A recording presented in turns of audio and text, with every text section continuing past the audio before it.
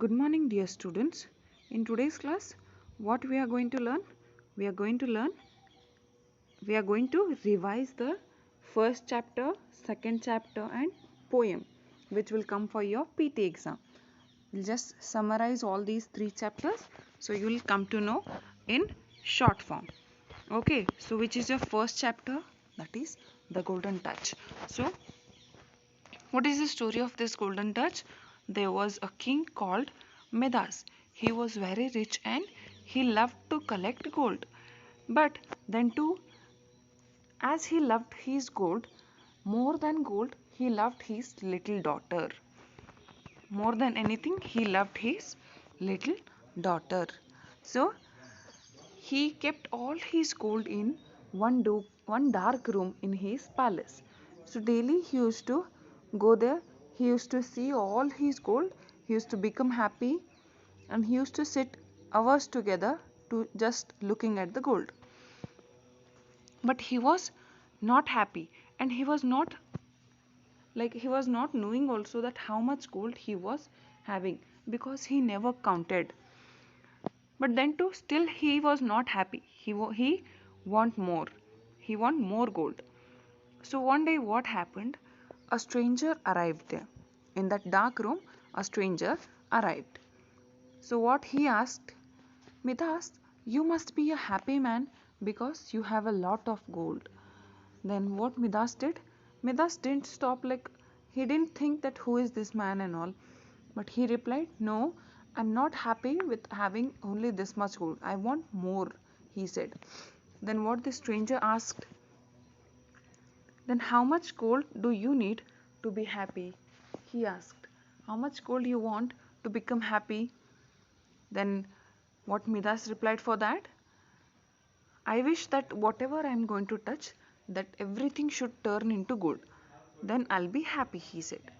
Then are you sure you want to? Yeah, like your wish to become true? That stranger asked. Then what Midas replied? Yes, I'll be happy if I had the golden touch. So the stranger granted him the golden touch and he disappeared. So what he said? Okay, you want the golden touch, right? So be it, he said, and he disappeared. The next morning when when sunbeams entered Midas' room, he woke up. Then as soon as he woke up, what he did? He started to touch the things which were near to him, within his reach, whatever the things were there, whether it may be bedsheet, his outfit, his dress, curtains, flowers, whatever were there, everything he started to touch. Then everything turned into gold. Then after seeing all these things, he ran to garden. He ran to garden and he started to touch all the flowers, everything. So they also turned into gold. Then after seeing so much gold, what he did, like he is happy now. So where he went? He went to have breakfast now. He was hungry, so he went and he took glass for drinking juice and he touched fruits. But what to do? Unfortunately, those milk, water, whatever it is, food, it everything turned into solid gold. Now Midas can't eat solid gold, so now he was like a little bit worried. But the worst thing was still to come. What? When his little daughter, she woke up and she rushed to him to hug him. But he forgot that he has a golden touch.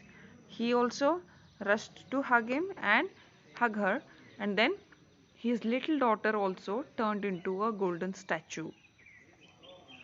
Now he is very sad because he loved his daughter more than anything. Now she is also a golden statue.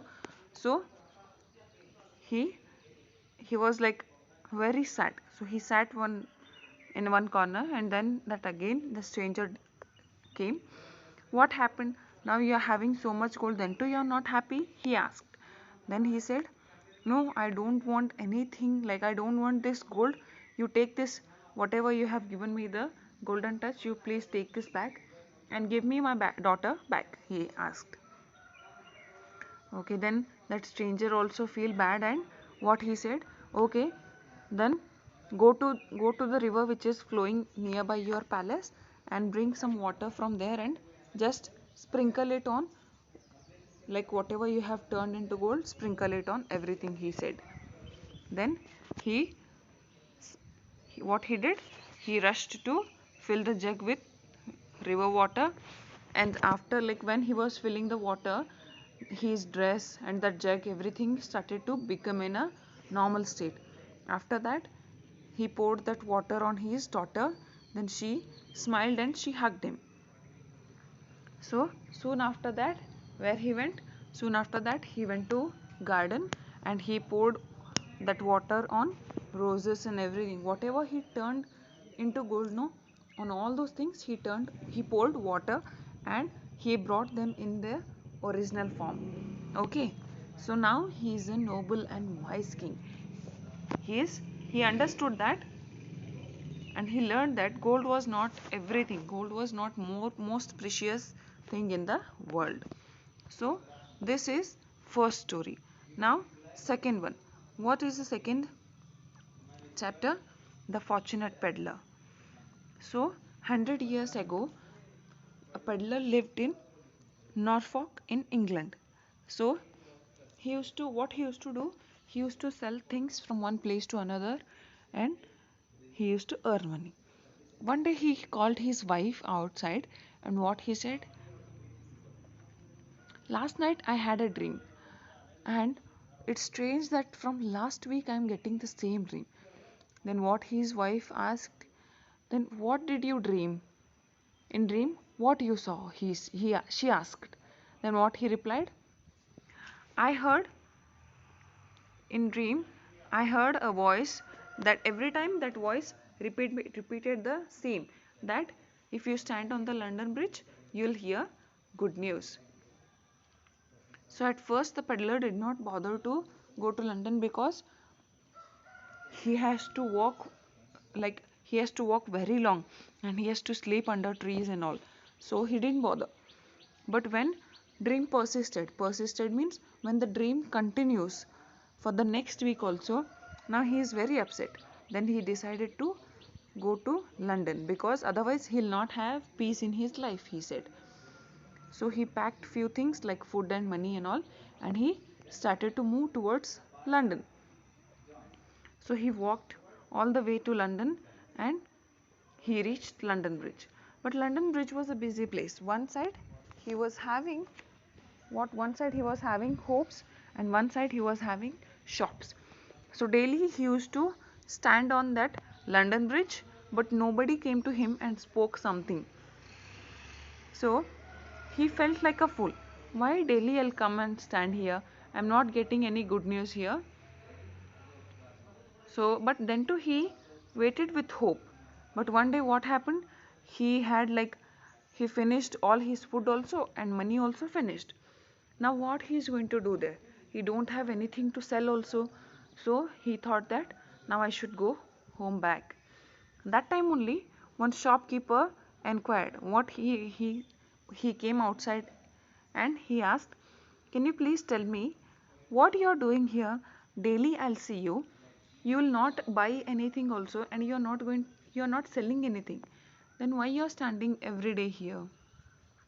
Then that peddler explained everything about his dream, and that shopkeeper started laughing. Okay, so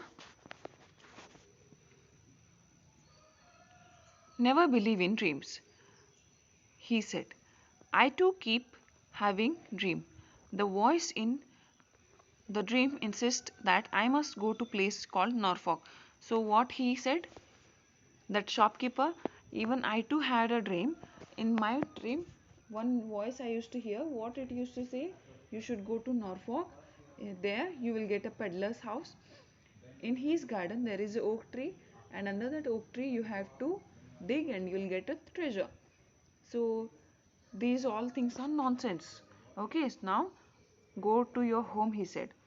Then as soon as the peddler heard this news, he moved to his house, and when he reached his home, suddenly he goes to his garden. He digged under his oak tree and he got the treasure. There was a chest full of gold coins. So his dream came true. And for rest of his life he lived happily. So after that, it was said that that peddler, he made a statue of himself with a bag on his back. So what it showed, that statue showed that he is moving towards the London Bridge, where he got the good news and he lived happily for rest of his life. So this is your second chapter. Now last one poem is there, that is I mean to do my work today. So in this poem what it has been explained, that there is a boy who is thinking that I have to do my work today. But then when he decided to do his work today, outside a brown bird is sitting in apple tree. It's calling him. A brown bird is singing and butterflies are flittering across the field and the leaves of apple tree are calling him, and the wind is breathing out slowly and noisily and tossing the ground to and fro, like the wind is tossing the ground, it's moving up and down suddenly because of the wind. And rainbow held out its shining hands. So what could I do but laugh and go? So when I mean to do my work, these many things are calling me out. The nature is calling me out. But what I can do? Nothing. I can just laugh and go to do my work. So this is the poem. I hope all of you understood. Okay. So read these two lessons in one poem. Listen this video carefully and understand. Thank you, students.